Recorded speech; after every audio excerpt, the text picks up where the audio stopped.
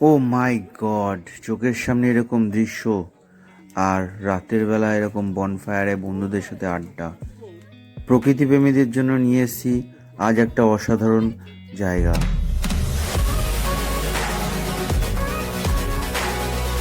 Hello everyone, welcome back to my channel Inside David. আশা করি তোমরা সকলেই খুব ভালো আছো, আমিও খুব ভালো আছি।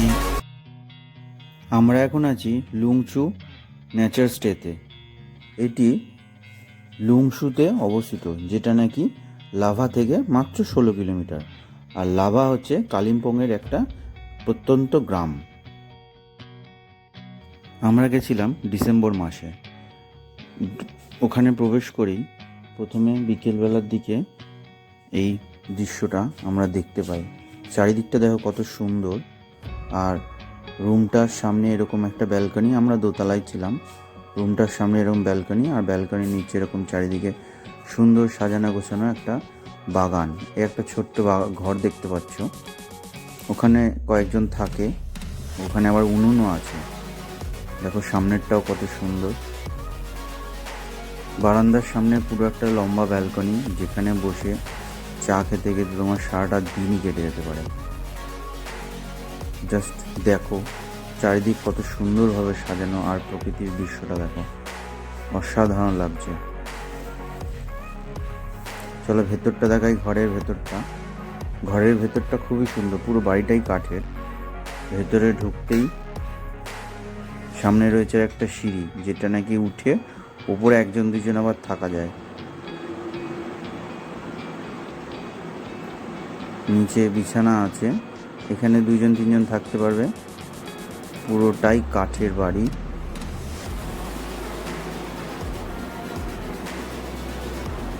উপরের সিলিংটাও পর্যন্ত কাঠের। আর উপরে যেটা আছে, উপরে এক্সট্রা একটা আলাদা তক্তা করে দিয়ে ওখানে আর একটা বাচ্চাদের থাকার জন্য একটা বেড করেছে।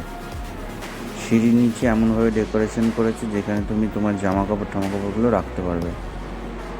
আর ঠিক ওই দিকটাতেই রয়েছে বাথরুম।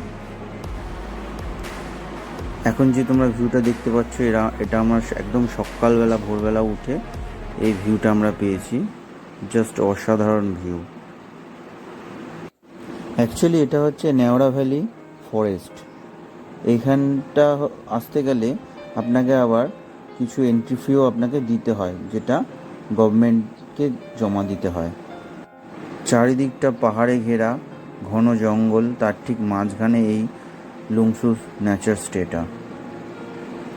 ডিসক্রিপশন বক্সে ফোন নাম্বার দিয়ে দেবো, আপনারা যোগাযোগ করে নিতে পারেন।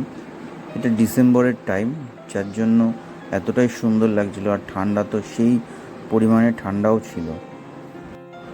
চারিদিকে তেমন কোনো জনবসতি নেই, চারিদিকটাই পুরো জঙ্গল, শুধু রয়েছে পাখির আওয়াজ।